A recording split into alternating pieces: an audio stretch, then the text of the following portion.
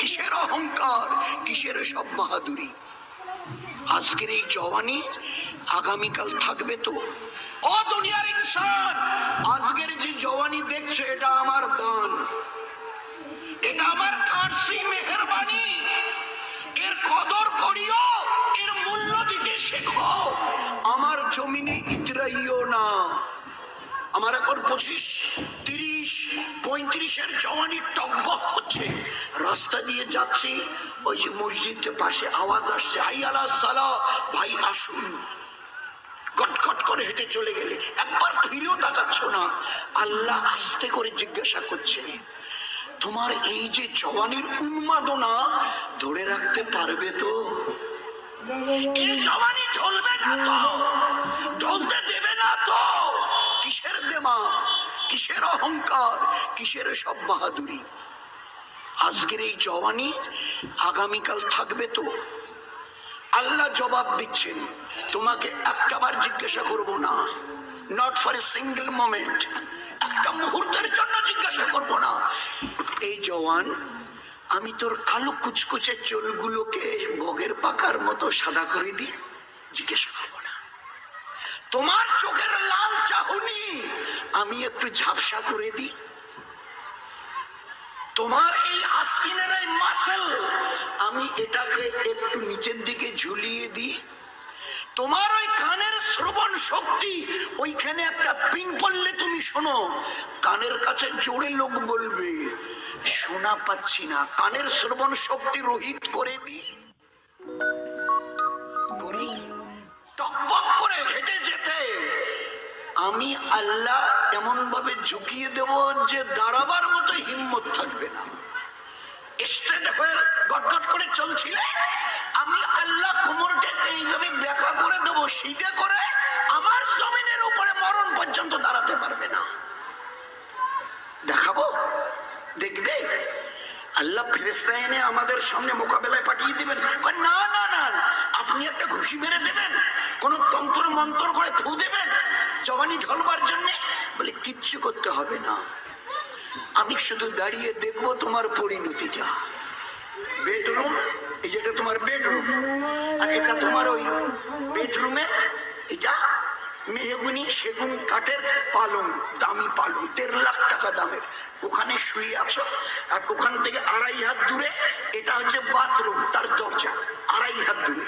বেডরুমে attach bathroom, এটা বিছানা, আর তার 2-2.5 হাত পরে এই দরজাটা, এটা হচ্ছে মানে তোমার ওই টয়লেটের রুম, বাথরুম। ওটা যাবে তো এখান থেকে উঠে গটগট করে এখানে যেতে পারবে তো? আছে তোমার তাগত? এ দুনিয়ার ইনসান, বুক ছুঁয়ে উত্তর দাও, আছে তাগত? ভাঙাবে না তো? কই গেলে বৌমা? বৌমা, দাদু ভাই, দাদু ভাই, কেউ এসে বলছে ওরকম কেন করছেন? আমার একটু হাতটা ধরো না, আমি একটু বাথরুমে যাব। আল্লাহ জানতে চাইছে তোমার ওই পিছনের দিন কোথায় গেল, জওয়ানির ওই উন্মাদনা কোথায় আজকে? আল্লাহ কোরআনে এবারে জবাব দিচ্ছে, ও আম্মেরহু নুনাক্কিসহু ফিল খালক। আমি যদি তোমার হায়াতটুকু একটু বাড়িয়ে দিই, মায়ের পেট থেকে বেরিয়ে এসে মুখ থুবড়ে পড়েছিলে, মনে আছে তোমার? মায়ের পেট থেকে বেরিয়ে এসে মুখ থুবড়ে বিছানায় পড়েছিলে। জন্মাবার পরে এই যত ভাই আমরা আছি, একজন কেউ দাঁড়িয়ে বলবেন যে আমি ওরকম করি, মুখ থুবড়ে পড়ি।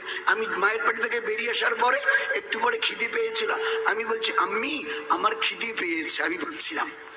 আম্মি আমার একটু পেশাব পেয়েছে, বলছিলাম। আচ্ছা, এ তাগত ছিল, এ তাগত?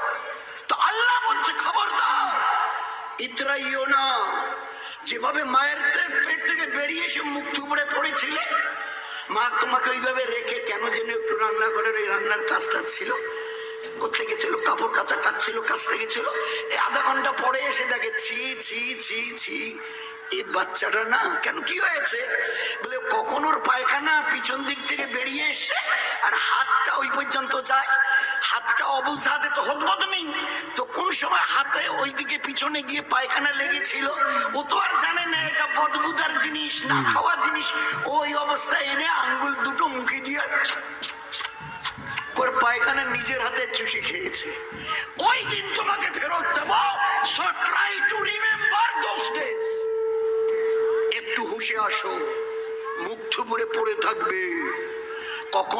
পিছনের রাস্তা দিয়ে পায়খানা বেরিয়ে যাবে, হতবত থাকবে না। কখন হাত ওখানে চলে যেয়ে মাখামাখি হবে, হাতটা টেনে এনে মুখে দিয়ে ওই দিন আর আজ বরাবর করে দেব। আছে তোমার কাছে উত্তর? বলে না, আমার হবে না। আছে বলার তাগত? So try to rectify your life. So इस बात को अच्छी तरह से समझ लो, एक इंसान की जो जिंदगी होना चाहिए वो जिंदगी अपनाओ। মানুষ নামের যে জীবন, সেই জীবনটাকে নিজের মধ্যে এনে নিজের জীবনটাকে ধন্য করো। তোমার কিছুই করার থাকবে না।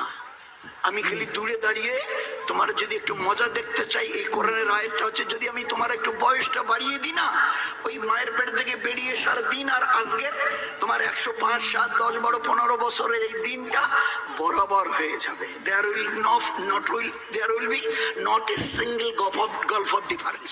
তিল পরিমাণ কোনো ভাড়া হবে না। শুয়ে থাকবে, এখান দিয়ে রস চুবে, মাছি এসে এখানে বসে আস্তে করে চুষতে থাকবে। হিম্মত হবে না হাতটা দিয়ে একটু তাড়াও, হিম্মত হবে না। So try to remember those days. একটু সামনে চলো, কারণ ধরা যখন দিতেই হবে। হ্যাঁ, যদি বুঝতাম যে তুমি যখন মরবে না, তা আমিও বলছি মরতে যদি না হয় কিচ্ছু করতে হবে না, আর যদি মরতে হয় তো কিছু করতে হবে। তোমারে হায়াত আমার দেয়া দান, তোমাদের বাপকেলকের সম্পত্তি নয়। হ্যাঁ, বাপকেলকের সম্পত্তি। এই দোকানটা আমার দাদুর ছিল, আব্বা পেয়েছে।